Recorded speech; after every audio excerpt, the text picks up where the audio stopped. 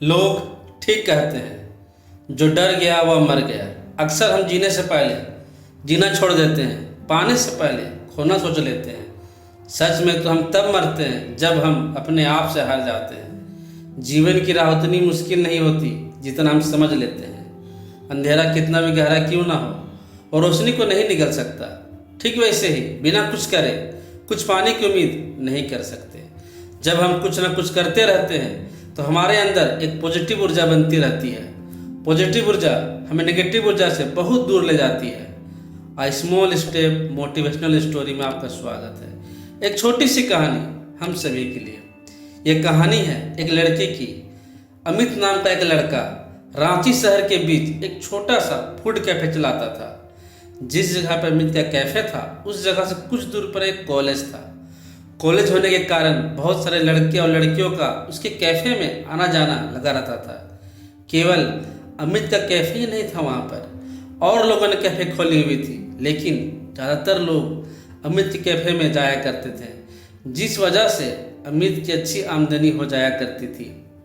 इस कारण दूसरे कैफे वाले अमित के दुश्मन बनते जा रहे थे। एक रात दुश्मनों ने अमित के दोस्त अजय को अपने साथ मिला लिया और उसके घर जाकर दवा सुंघाकर बेहोश कर दिया। उसके बाद उन्होंने अमित के हाथ पांव बांधकर एक पहाड़ की गुफा में ले जाकर बंद कर दिया। अमित को जब होश आया तो अपनी हालत देखकर घबरा उठा। उसे अंधेरी गुफा में उसे कुछ समझ नहीं आ रहा था कि क्या करे। तभी अचानक उसे अपनी माँ की बात याद आई। जब वह छोटा था तो हर चीज़ से डरता था। तब माँ कहती थी, कुछ कर कुछ कर कुछ कर, डरने से क्या होगा। अब अमित की निराशा दूर हो गई और उसने पूरी ताकत लगाकर हाथ पांव की डोरी को तोड़ डाला। तभी अंधेरे में उसका एक पैर सांप पर पड़ गया। सांप ने उसे काट लिया। अमित फिर घबराया, किंतु तुरंत उसे अपनी माँ की बात कुछ कर कुछ कर कुछ कर याद आया। उसने तुरंत सामने रखी एक नुकीली पत्थर से सांप के काटे स्थान को चीर दिया। चीरा लगने से खून की धार बहने लगी, जिसे देख वह फिर घबरा गया। लेकिन फिर वही कुछ कर कुछ कर कुछ कर। अमित ने अपनी कमीज की कपड़े को फाड़ कर अपने घाव पर बांध दिया, जिससे उसका खून का बहना रुक गया।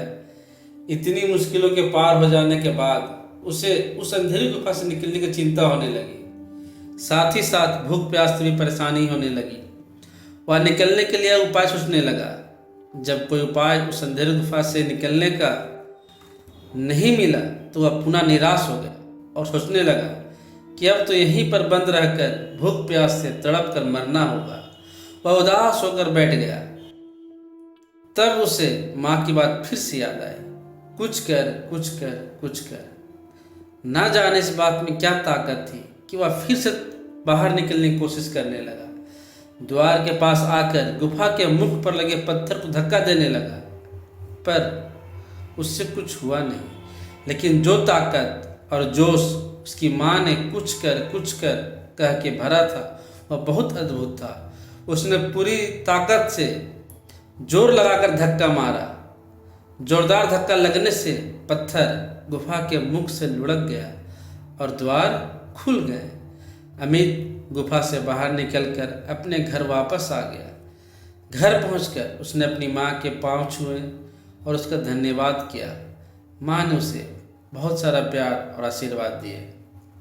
दोस्तों, यह कहानी हम लोगों के जीवन को भी प्रभावित करती है। बहुत सी ऐसी बातें हैं जो हमने बचपन में सुनी पर उसका अर्थ बाद में जाना। माता पिता से मिली सीख का ज्ञान बुरे वक्त में काम आता है।